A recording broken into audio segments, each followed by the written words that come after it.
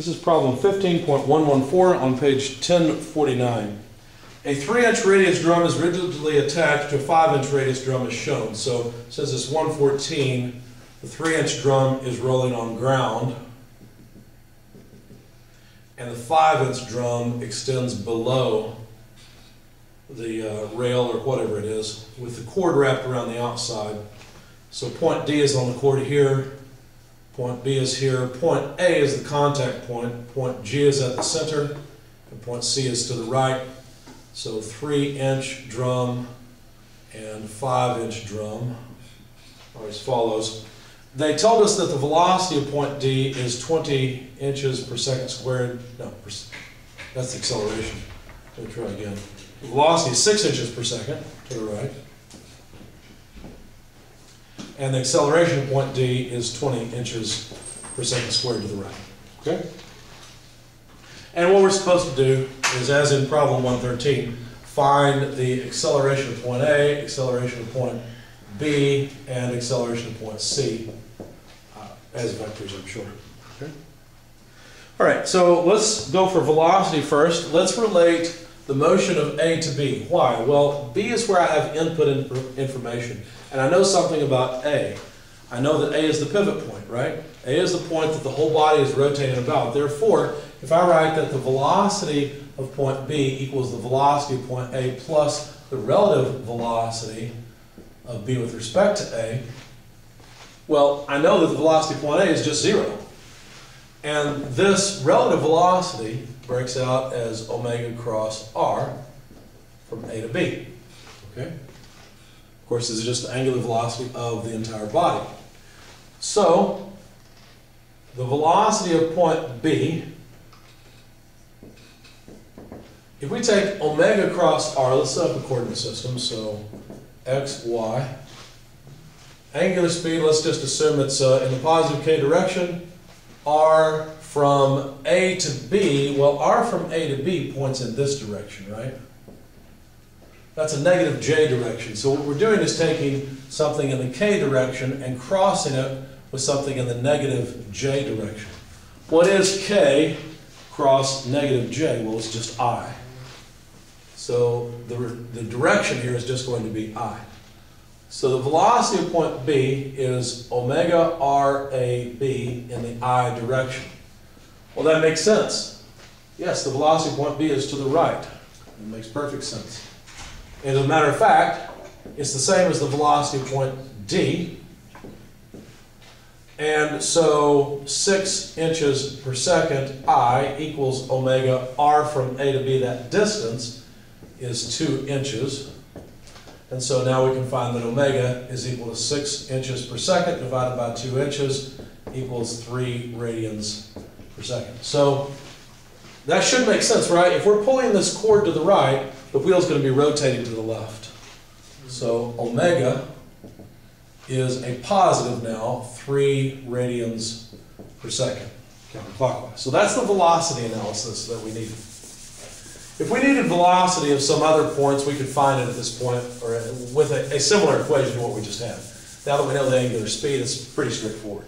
But they didn't ask for that. They asked for the acceleration of points A, B, and C.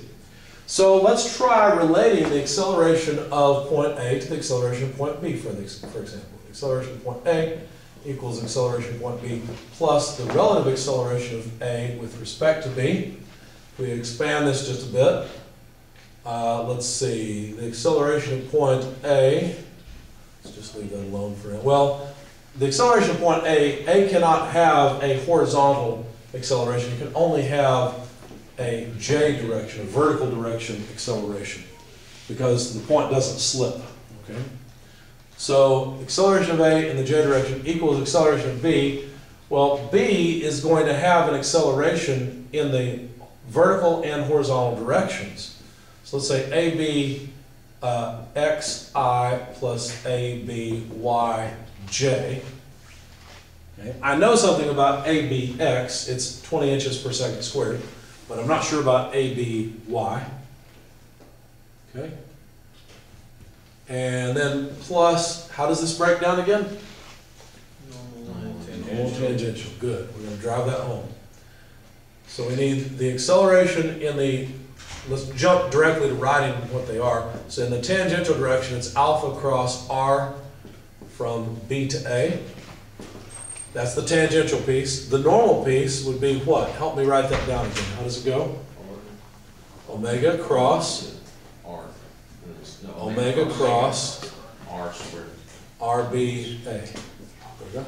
So omega squared. It's okay, you'll get it. It's all right. Okay. So let's see. Acceleration B in the x direction I plus acceleration B in the y direction j. Do cross products abide by commutative rules? So like, I noticed that there's parentheses there. They do not, because the cross product of a vector with itself is 0.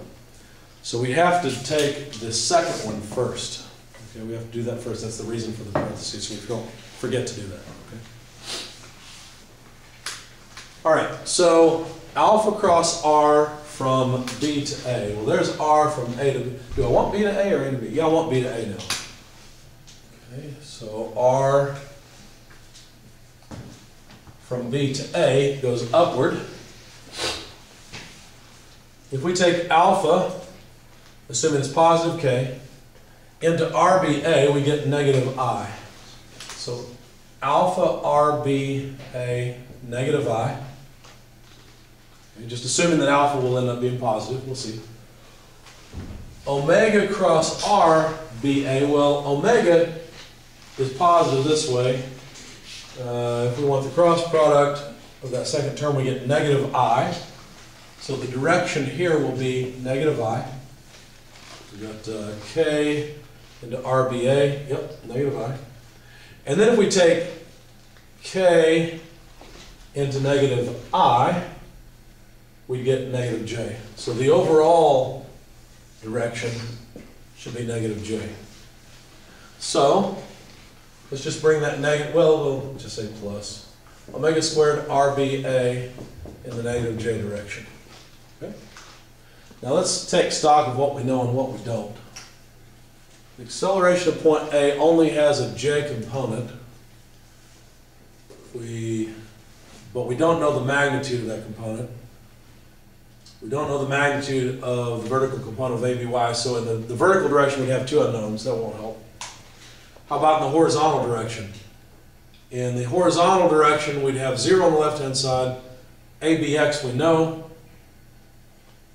We know alpha, in the horizontal direction. Okay, I think this will help us get alpha, so let's do that.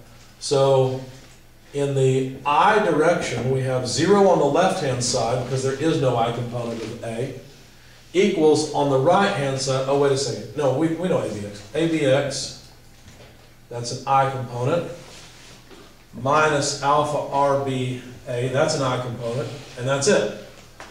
So alpha is equal to ABX divided by RBA. So the angular acceleration of the body, this did yield that, which was helpful. ABX is 20 inches per second squared. R from B to A is 2 inches. So that's 10 radians per second squared. And it's a positive thing, so alpha is 10 radians per second squared in the K direction. Okay? Now, it looks like I'm out of time, so what I'm going to do is just stop the video and we'll pick it up from here next time. All right? Last time we had begun problem 15.114, and unfortunately the board's been erased, but I wrote down the relevant details. We had found the angular speed is 3 radians per second counterclockwise, and the angular acceleration is 10 radians per second squared counterclockwise. And the way we did that was by using a relative velocity equation between points A and B. And of course, I've forgotten something here. There's a string pulling on B such that point D has a velocity of 6 inches per second and an acceleration of 20 inches per second squared. So just by way of reminder, what we did was we set up a relative velocity equation between points A and B. That yielded the angular rotation speed of the body. And then we set up a relative acceleration equation between points A and B. And the I component of that equation gave us the angular acceleration. I've gone ahead and written down the j component that we had, just in case we need it. And so what I want to do is finish off this problem. We were looking for the acceleration of points A, B, and C. So that's the question. What are the accelerations of A, B, and C? Okay? Like I told you last time, usually what you do to solve this kind of problem, or any acceleration problem, or even velocity problem, you start at a point where you know something about that point. So, for example, I knew something about B and its relationship to D in the I direction. That's the reason I was able to get this angular acceleration out of it for the entire body, the two wheels together. Similarly, I knew something about the velocity of point B and the velocity of point A. Point A is not moving, it's not slipping. So a relationship between those two yielded the angular speed. What other point do we have in this diagram, or this body, where we know something about the acceleration? Or G, right? Because G can't have any vertical acceleration. It has to remain at the same height off of the surface. So we know something about the acceleration of G. So what I'm going to do is write a relative acceleration equation between point B and point G. Why point B? Well, I guess I was a little bit frustrated that in the J direction I didn't know everything I wanted to know about B. So maybe I can learn more about it. Anyway, it's not true yet. There we go. Now it's true. The acceleration of point B is equal to the acceleration of point G plus the relative acceleration between the two. And as I said, remember that the relative acceleration always breaks up into two parts. Now let's incorporate a little bit of the knowledge that we have about G into the equation. For example, let's write a sub G in the I direction. That's the only piece of it. There's no a sub G in the vertical direction, right? If I've got an XY coordinate system like this, G does not accelerate vertically, so I've worked that into my equation. I suppose you could say plus 0J, but that doesn't really help us. As I said, the relative acceleration always breaks down in two pieces. The tangential piece, alpha cross r. Now let's be careful. This vector has to be from G to B. So from the reference point down to B. So r from G to B. And then not only the tangential acceleration, but also the, excuse me, the normal acceleration piece. Okay? Now this looks like something that doesn't really help us much, but trust me, it will help us quite a lot. B can potentially have acceleration both the horizontal and vertical directions. Okay, so on the left-hand side, I'm going to expand that vector into its two possible components. On the right-hand side, pardon me guys, this cough is almost gone. On the right-hand side, I'll just copy down the acceleration of G, and then I will also expand each of these terms. Now help me out here. The angular acceleration, what unit vector does this act in? Okay, so if I talk about the angular acceleration, like this, what's the direction of this angular acceleration? It's K. Good. What about omegas? Also K, right? So what I'm going to do is try to figure out the cross product so that when I write them down here, it'll be a little easier.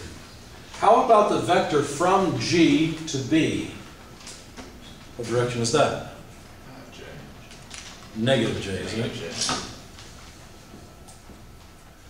And I can copy that down here. All right, so now let's do some cross products. K cross negative J is going to be I. Okay. Can I take K cross K? No, I have to take K cross negative J first. K cross negative J is again I. What is K cross I? Negative J. Careful. K cross I. J. It's just J, isn't it? So this whole term is just going to be J. So what I can do is write down plus, let's see, alpha RGB, where now that's just a length and a magnitude in the I direction, plus omega squared RGB in the, what did we decide? The J direction, right? Okay. Now, so far it looks like, well, this looks like a whole bunch of unknowns. Well, actually, this length is known. RGB is just 5 inches. The direction, the fact that it's down in negative, I've already taken into account with my unit vectors. So I actually know the length of that. I know the angular speed of the body. I know the angular acceleration. This might actually do me some good because look, the acceleration of B in the x direction is just the same as the acceleration of point D. So let's look at the I component of this whole equation. On the left-hand side, we have the acceleration of B in the x direction. On the right-hand side, we have the acceleration of point G. Any other i's? Yes. Plus alpha RGB. Okay. And I should have a, you know what, I may have made a mistake in my solution because I've got a negative sign there. Let me double check. Make sure I didn't make a mistake in my cross products. We said we went K into negative J. That should be positive I. Yeah, so that's a positive term. So maybe I made a mistake when I wrote this out. Anyway, we'll continue at the board and see if we get the same thing or not. Let's see, let me think just a second. Oh, yeah, I know. No, we'll see what happens.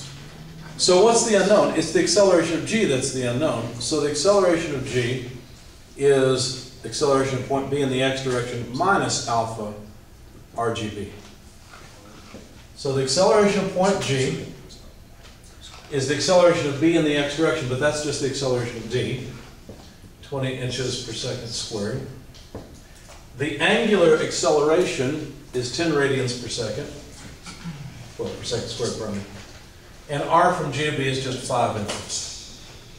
Consistent units, we have 20 minus 50, that's negative 30 inches per second squared. So they did not ask us for the acceleration of G, but let's just note that we found it. The acceleration of G is negative 30 in the I direction inches per second squared. Remember, we know that the acceleration of G can only be horizontal. So that's it. That's all of the acceleration of G. Okay. Now that I know the acceleration of G, I'm not going to bother. Let's see, could we, let's see.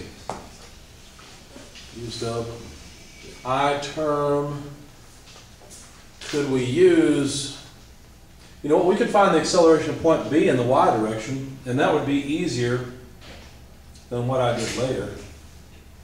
Actually, I just rederived it. So let's go ahead and get the acceleration of B in the y direction. So if we take the j component of this equation, that would be acceleration of B in the y direction.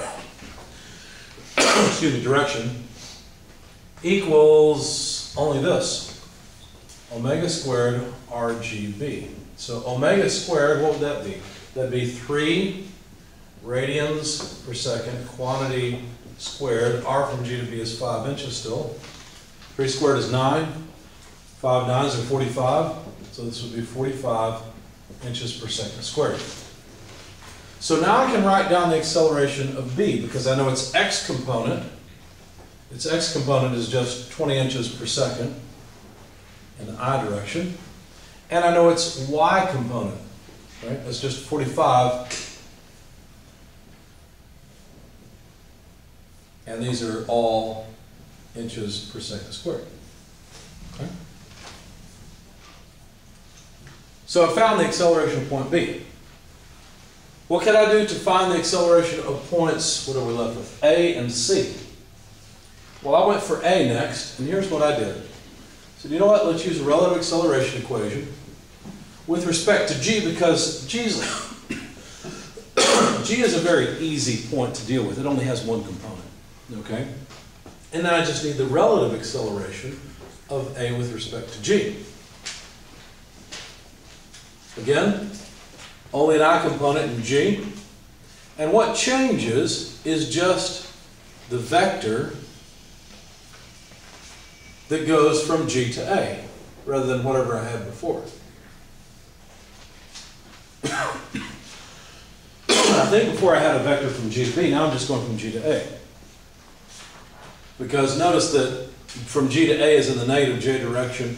We've already figured out all of our cross products. The vector is still in the same direction it was. It just goes to A instead of to B.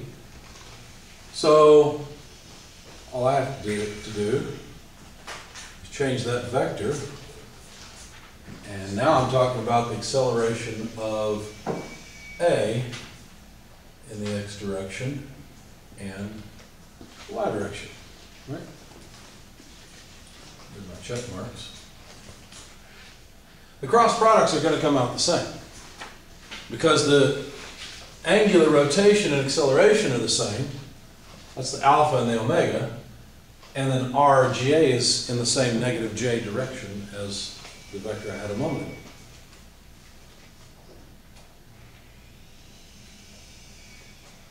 Okay. So, just to make sure I don't make a mistake, I'm going to rewrite this. We'll start with the I component. In fact, wait a second. We know the acceleration of G. We know alpha, RGA. Actually, we know all this stuff. We can just write it down. We don't have to take the components. So the acceleration of A will just be the acceleration of G, which we knew is 30, negative 30. I'm going to drop my units for just a second because they'll all come out in inches per second squared. Plus the angular acceleration, 10 radians per second squared, multiplied by r from G to A. How long is that? Well, it's 3 inches. Plus omega squared, that's 3 inches, or 3 radians per second squared. R from G to A is 3 inches. It's in the J direction. So we get what? Plus 30 minus 30, and that cancels. 3 squared is 9 times 3 is 27, so 27J, and that's it. The acceleration of point A is just 27 inches per second squared in the J direction. Okay? Pretty easy, not bad. How do you think we're going to find the acceleration of point C? Same way. G's working out really well for us. Why not just plug C in here? Rinse and repeat. Now we've got to be careful because now the vector from G to C has only an I component. So our cross products are going to come out differently. Let's see what happens. Let's look at the cross products first. Again, K for alpha and omega. But R from G to C is in the I direction. So if we take the cross product of K cross I, what do we get? What's K cross I? J. K cross J? What is it? K cross J is negative I, isn't it? Got to be careful about the signs. So this whole thing here just becomes negative I. Where the cross product results of all this is just negative I. How about K cross I? Well, that's just J, isn't it? So this term's going to be in the J direction. All right. So basically what that means is we've got to put a J here and a negative I here. Because other than that, the magnitudes are still the same. It's just alpha R. Of course, it's a different length.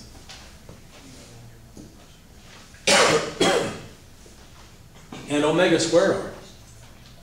Now, of course, we're dealing with point C at this point, at this time, I should say. And I think we know all of these things. So I think we can write down the acceleration of point C fairly easily. Acceleration of point C, acceleration of point G, still negative 30 inches per second squared. Let me drop my units because, again, they'll all come out as inches per second squared. In the I direction, alpha is 10. Notice I'm being careful here. Notice that I've assumed a positive K direction. If alpha were a negative thing, I would continue exactly as I've done, but I would plug in a negative 10 for alpha. You see that? So just be careful. You can get a sign, an SIGN, from the cross product. You can also get a negative sign or positive sign from alpha. Now, in this case, since omega squared, it doesn't matter if omega is positive or negative. It won't affect the sign of that term. Okay. So 10 radians per second times R from G to C, well, that's 5 inches. and that's in the j direction, minus omega squared, that's 3 squared r from g to c, that's 5 in the I direction. All right. So 3 squared is 9 times 5 is 45. So we've got negative 45 and negative 30. That's a negative, what, 75i plus 50j. So the acceleration of point C is negative 75i plus 50j inches per second squared. And that probably is not very satisfying to you because you probably don't see that vector as something that makes any sense. But what this says is that the acceleration of point A is vertically upward, purely vertically upward at 27 inches per second squared. That makes sense. This is the point where the wheel is rotating about. It's the instant center. This can only have a vertical acceleration. That makes a lot of sense. Point B down here is actually accelerating this way and this way. Well, that makes sense. Of course it's accelerating this way. So is the cord at 20 inches per second squared. But why is B accelerating upward? Because it's rotating. It's on a body that's rotating. So it must have a normal acceleration. So that makes some sense also. How about C? Well, C is right here. C has an acceleration of negative 75 in this direction plus 50 in this direction. Why? Well, negative 75, because you think about it, it's going to start moving back this way, isn't it? So that makes sense. Plus 50, why that? Well, because it's rotating and because of the angular acceleration of the wheel. So that's fine. Okay. Any questions about this?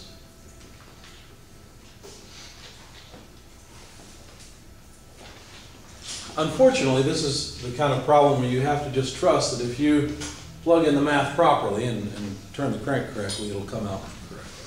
Okay? But at times, some of these accelerations will make some sense. You see, yeah, that's reasonable. Okay? Any questions on this? Any other questions? Anything else? Okay.